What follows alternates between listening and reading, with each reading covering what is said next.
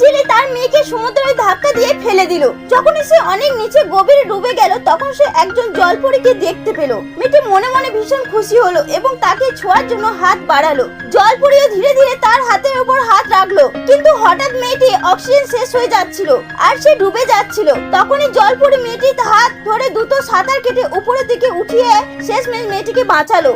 যেমনই তার বাবা তাকে দেখতে পেল, উনি তাকে নৌকার মধ্যে আবার তুলে নিল। মেয়েটি দেখলো জলপরী কাছেই ছিল, তাই সে তার বাবাকে দেখালো এবং নিজে হাত নাড়িয়ে ইশারা করলো। হঠাৎ বাবা তার মেয়ে গলা টিপে ধরলো। এটা দেখে জলপরী অবাক হয়ে গেল। সে বুঝতে পারছিল না কি হচ্ছে। মেয়েটিও বুঝতে পারছিল না তার বাবা কেন এমন করছিল। মেয়েটি কষ্ট দেখে জলপরী কাঁদতে লাগলো আর তার চোখে জল মুক্তে পরিণত হচ্ছিল।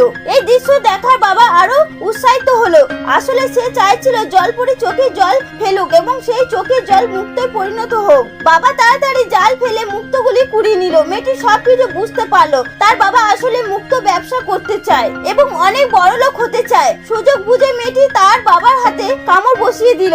বাবা যন্ত্রণায় চিৎকার করলো এবং দ্রুত তাকে ছেড়ে দিল। কিছুক্ষণ পর বাবা তার মেয়েকে জড়িয়ে ধরলো এবং তার কাছে ক্ষমা চাইলো। হঠাৎ মেয়েটি এক বিশাল সুনামি তাদের দিকে এগিয়ে আসছিল। মেয়েটি তার বাবাকে সতর্ক করার চেষ্টা করলো, কিন্তু তৎক্ষণে অনেক দেরি হয়ে গিয়েছিল।